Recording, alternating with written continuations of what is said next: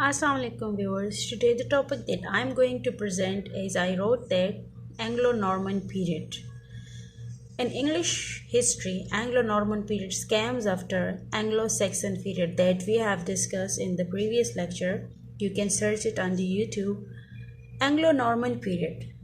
First of all, we should know that who is Anglo-Norman people and the England. So viewers remember that the very date 14th of October 14th of October 1066 century में 7,000 Norman soldiers attacked on the England. कहाँ से आए थे, क्यों आए थे? दरअसल अगर हम 200 साल बैक जाएं सो ये नॉर्मन लोग आए कहाँ से थे? दरअसल ये फ्रांस से आए थे और फ्रांस में भी इन्होंने इसको नॉर्मन इसलिए कहते हैं कि ये नॉर्मन एरिया से नॉर्दर्न एरिया से आए थे और ये फ्रांस में भी इसी तरह अटैक करके आए थे। लेकिन फ्रांस के किंग उन्होंने कहा था इसको कि ठीक है हमने नहीं लड़ना। King William was the first. इसको बैटल ऑफ हेस्टिंग भी कहा जाता है। यहाँ इसमें उस बादशाह ने उसे कहा था कि हमने लड़ाई नहीं करनी, आपको जगह चाहिए तो आप जाए हमारे कंट्री में रह ले, कोई मसला नहीं है। और इसी तरह उन्होंने इसको अपनी कंट्री में जगह दी। अब क्या होगा कि ये तो सोशली कल्चरली ये फ्रेंच पीपल में घुल मिल से गए।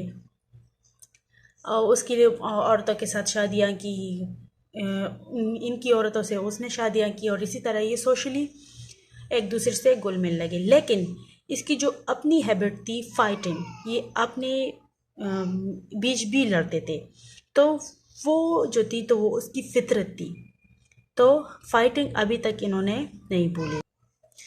गाइस, जैसे I mention it on the white board के किंग हेरोल्ड ने 1066 में फ्रांस को इंग्लैंड को हरा दिया और ही defeated the England king and उन्होंने अपनी सल्तनत ला दी। एंग्लो नॉर्मन पीरियड्स, अब एंग्लो सेक्सन तो वहाँ से ऑलरेडी रह रहे थे, तो वहाँ से आ गया एंगल्स और यहाँ पे ये नॉर्मन पीपल थे, तो यहाँ से कलेक्ट किया नॉर्मन्स, तो एंग्लो नॉर्मन पीरियड स्टार्टेड। इस जंग को बैटल ऑफ हेस्टिंग भी कहा जाता है, इस जंग को बैटल ऑफ वाइकिंग भी कहा जाता है। You can watch it on the movie Viking as well on the YouTube, so you will know the very background of the Viking people, that किस तरह वो फ्रांस में आए और ये असल में एक जंगली लोग थे। फ्रांस में भी इन्होंने ज़बरदस्ती डाका किया और लुटेरे थे एक किस्म के। अब आप लोग ये समझेंगे कि ये लुटेरे थे तो फ्रांस में अगर उन्होंने जगह दी तो उसको लूट लिया होगा, नहीं, वहाँ पे ये बसने लगे। लेकिन उसकी अपनी एक उसकी जीन्स में थी टू कंकर और टू रिस्टोर और टू मूव एंड टू, तो इसी तरह ये उसकी नेचर में थी कि नए नए मुल्कों को डिस्कवर कर ले और उसको उसके साथ फाइट कर ले और उसको डिफीट कर ले। तो सैम इन द केस उन्होंने इंग्लैंड को भी डिफीट किया, इंग्लैंड के बादशाह को भी डिफीट किया and he started their rules on the England. और इसी तरह से इसके बाद एंग्लो नॉर्मन पीरियड में ये स्टार्ट हो गया एंग्लो नॉर्मन पीरियड। और इसी तरह ये फ्रांस बोलते थे अपनी, तो फ्रेंच जो लैंग्वेज थी वो यहाँ पे मुसल्लत की गई ऑफिशियली जगहों पर और they started officially language as a French. So अब यहाँ पे दूसरी तजाद शुरू हो गई। अब क्या शुरू हो गया कि ऑफिशियली जगह पे फ्रांस बोला जाता था, फ्रेंच बोला जाता था, सॉरी। और ये जो लोअर मिडिल क्लासेस के लोग थे तो ये तो पहले से ओल्ड इंग्लिश बोलते थे, तो वो ओल्ड इंग्लिश उसमें अभी भी चल रही थी। तो इन दोनों लैंग्वेजेस को कंबाइन करके इससे एक मिडिल इंग्लिश स्टार्ट हो गया। मतलब ये कोड स्विचिंग और कोड मिक्सिंग जो थी तो वो स्टार्ट हो गई इसमें। So old English plus French जो बोली जाती थी तो उससे स्टार्ट हो गई मिडिल इंग्लिश। एंड इसी तरह French become a ruler of English. So French ruler become a ruler of English England. So officially language was also French. So they started French English language. अब यहाँ पर अगर हम सोचें तो लैंग्वेज डेवलपमेंट स्टार्ट हो गई. लैंग्वेज डेवलपमेंट कैसे स्टार्ट हो गई? This was the period that colleges were set up all across the England. There was a war that went in between eastern part of the world and the European countries. Crusader War. We can say that Crusader War. It was basically religious war, so we can say that the Pope and the clergy people started a type of tabligh, which we say of Christianity. So Pope और clergy people ने अपने लोगों से कहा, England के लोगों से कहा कि now you people have to go to the eastern countries and show them your Christianity, और इसी तरह उसको अपनी religion और अपनी बाइबल के बारे में बता दो. सो ये लोग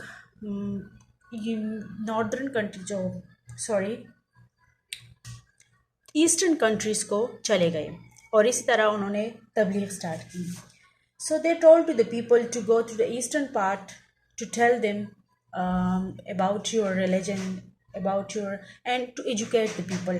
So slowly and gradually Christianity were in their text. So Roman और Christianity वो लोग जो थे वो टेक्स्ट पढ़ने लगे कम अक्रॉस द वर्ल्ड, और इसी तरह लोग क्रिश्चियनिटी से बाहर होते रहे और उन्होंने उसकी टेक्स्ट पढ़ी, उन लोगों की कल्चर पढ़ी, और and slowly and gradually to some extent we can say that they adopted the Christianity. अब होता क्या है? So the people started reading them.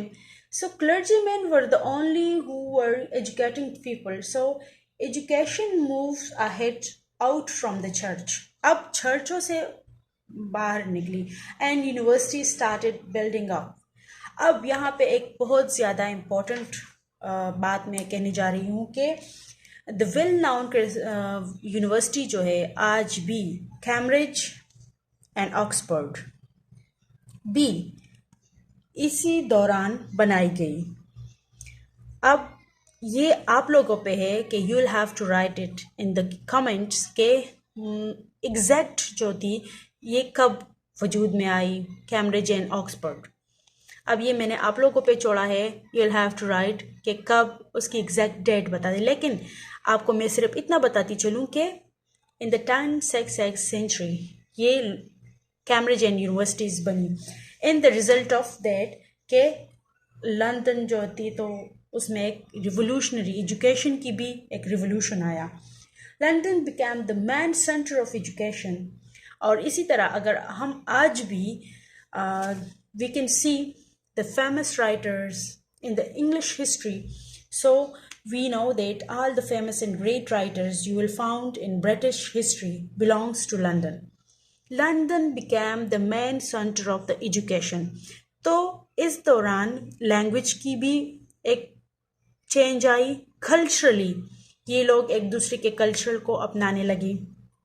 So you can say that Anglo-Norman periods started change in cultural, political and educational.